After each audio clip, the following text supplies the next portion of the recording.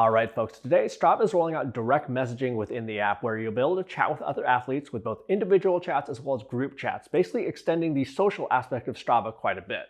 Now, you could certainly interact with other athletes before using the comments of an activity, but those were basically all public, at least for that particular activity. So it was a little bit limiting in terms of what you could and could not share. But this new functionality is basically allows you to keep conversations more private without necessarily having to go to another platform like text messaging. And don't worry, there's certainly some rules to this new messaging feature, so you basically control who can and can't drop into your DMs. And we'll go over those in just one bit, but let's first talk about this new messaging feature and how it works. So now when you open the app, there's a new chat icon in the upper left-hand corner next to your notifications icon. And if you click on here, here's a list of all your chats or messages. And you can have both direct messages with other athletes, or there's also group chat functionality. So to start chatting with someone, just go ahead and click this pencil icon up here and up pops this new message screen. And this right here basically shows you who you can actually message. So they basically built in some controls here. So it's not like the Wild West where anyone random can just drop into your DMs, which I think is good. And it basically comes down to someone has to be following you for you to initiate a chat with that person.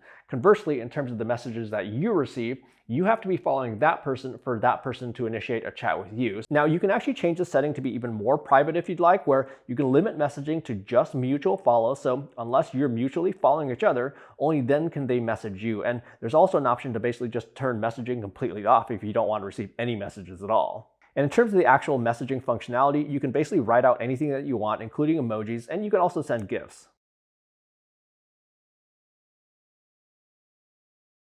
And then you can also react to people's messages as well with a like, love, laugh, frown, fire, or even crown. And then you also do have the ability to edit or delete a message if you'd like.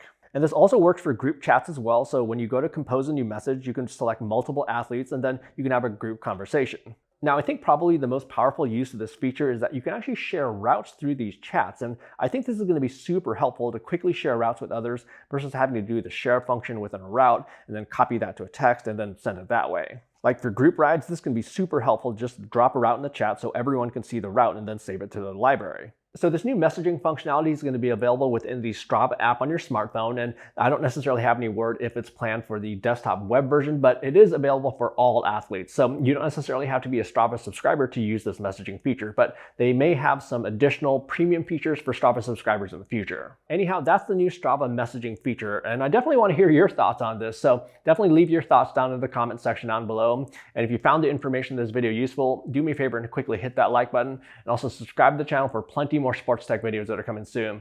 Thanks so much for watching, and we will see you in the next video.